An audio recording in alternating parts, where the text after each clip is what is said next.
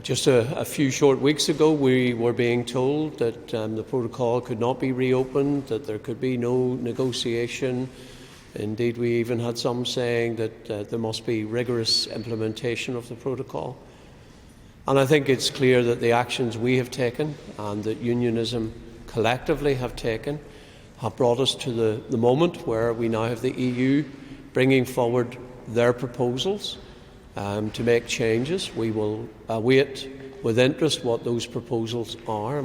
The words of a unionist leader under fire addressing the media before his meeting with the EU over the protocol. I mean, it's all very well solving this problem in the short term, but if we find 6 months, a year, 2 years up the road that once again there is divergence, which means that there is an issue on the movement of goods between Northern Ireland and Great Britain, or Great Britain and Northern Ireland, then how that dispute is resolved is very important. And I think the UK government are right to say that we need to get this right. It is not acceptable for Northern Ireland to have to accept laws and the jurisdiction of a court over which we have no control and in which we have no say. That is not the way forward. The problems with middle-class unionists is simple. No change to their constitution or their place inside the UK. I hope that we will get an outcome that removes the Irish Sea border. I think we've come a long way. I think that the actions I have taken have brought us to this moment where we are now seeing a real negotiation about to take place. I will not prejudge the outcome of that, but I do not resile in any way from the commitments I gave to the people of Northern Ireland. They remain in place. These could be more difficult as the Nationalists have MEPs in Dublin and the Unionists have no control over EU laws or legislation.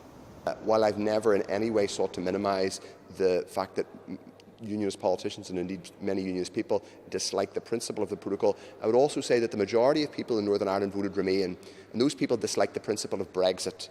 And the people who voted for my party dislike the fact that they've been dragged out of the European Union against their will. They acknowledge and insist on the fact that Northern Ireland will need to have some special protections because of its unique position. But I'm afraid the hard truth is that Brexit is very difficult for this society in general. And yes, we need pragmatic solutions where there are issues in terms of moving things from Great Britain into Northern Ireland, but we also need to ensure that we protect our dual market access. And I'm afraid if that offends English Brexiteer sensibilities, that's not my problem. They chose their Brexit. People in Northern Ireland are entitled to protection from a Brexit that they did not choose. Former industrial parts of the city have not forgotten their links to the past and have suffered with social, economic and educational needs. Belfast may seem like a modern European city, but for those left behind by the Good Friday Agreement, they now see the protocol as a further erosion of their culture and identity inside the UK. Mervyn Gibson is a minister from Inner East Belfast and believes the protocol has united unionism. Well, it's working class, middle class or whatever, all of unionism is opposed to the protocol.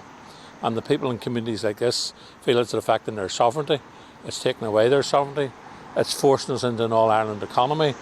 And there are issues about the future trade laws in Northern Ireland. 60% will be made by Europe, and we subject European law in which we have no say whatsoever, nor do we want to say.